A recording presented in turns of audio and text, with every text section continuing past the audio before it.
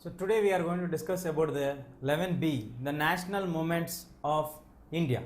In this national movements of India, in the earlier phase, we have decided or we have seen the various phases or the earlier phase, that is from 1885 to 1919. This period is known as the earlier phase.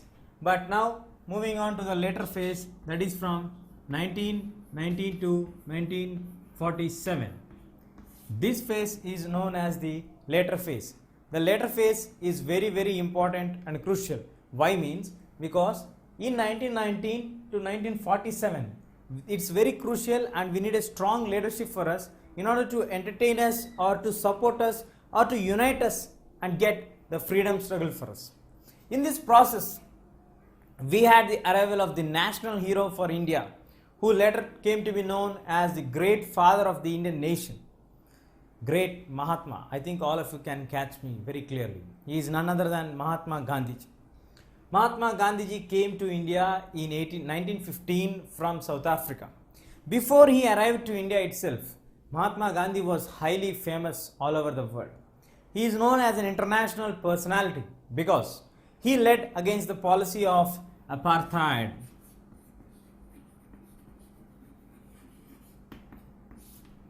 Not in a very large scale, but this was fought as a discrimination against the blacks and the whites in South Africa, where the Indian people were discriminated.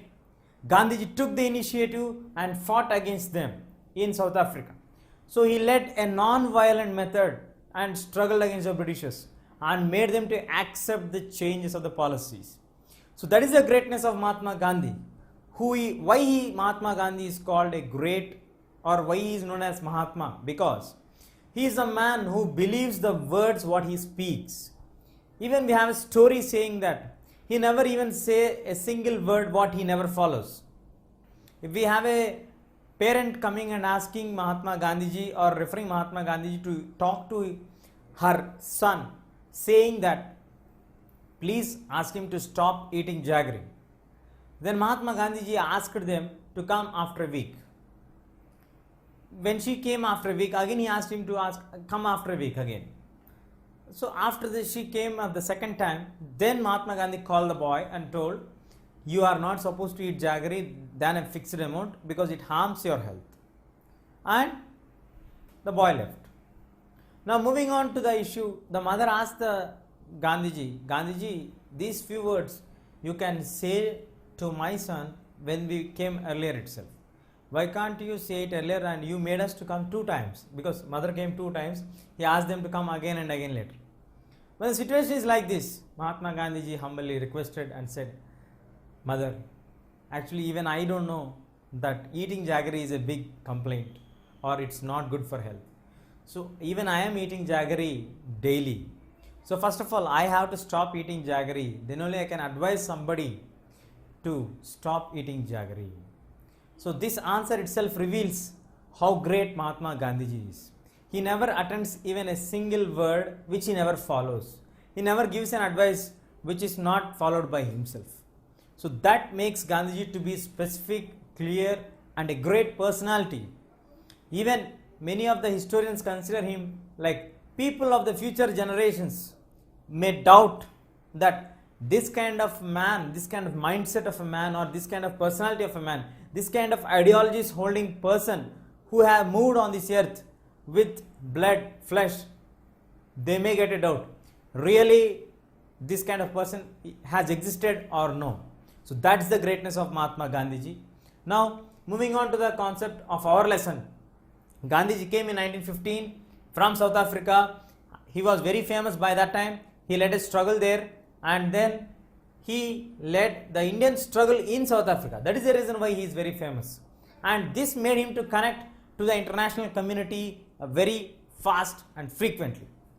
He also gained fans or followers not only from a particular religion in India, but all religions like Hindus, Muslims, Parsis, Christians and many other religions.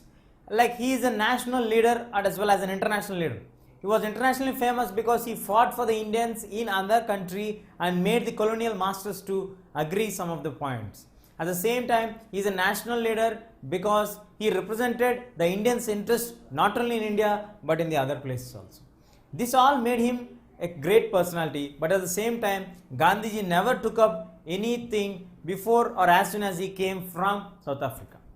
He arrived to India, then he started to move to various corners of India to find out the actual reality of what's happening in India, to know the facts, what are the problems the people are having, to understand the ground reality, what's happening, what are the British policies, are they really troubling the people or not.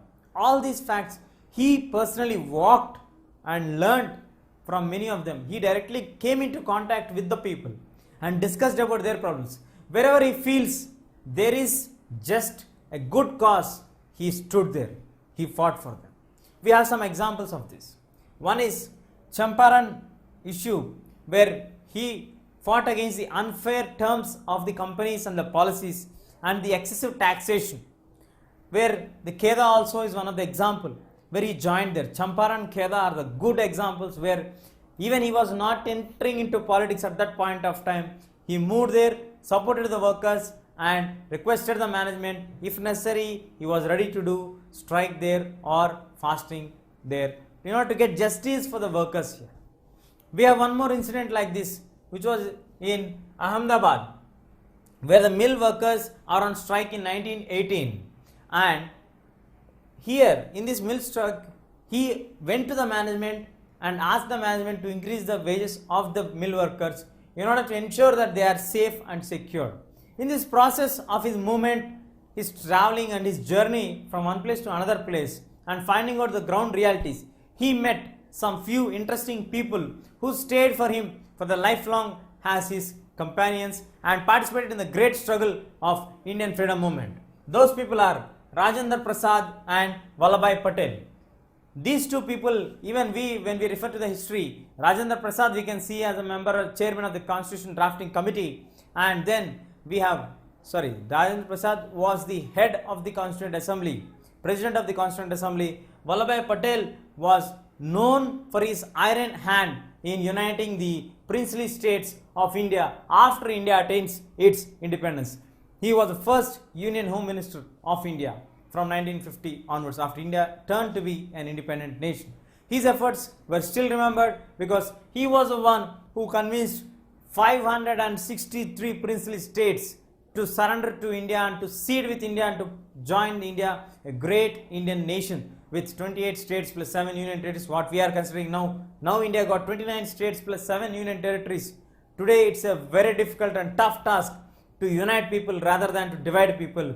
But he has done it 50 years ago, 60 years ago with a great deal, and there were no serious obligations or agitations except a very few cases where 500 states unconditionally surrendered. Only one or two here and there we have the examples where he has to send the army to attack there. So that's the brief introduction of this lesson. Now we'll concentrate on the agitations which were started from 1919 till the later part until we attain our independence. Let us see what escalated the movements and how did Mahatma Gandhi handle this, the large crowd, into a single voice.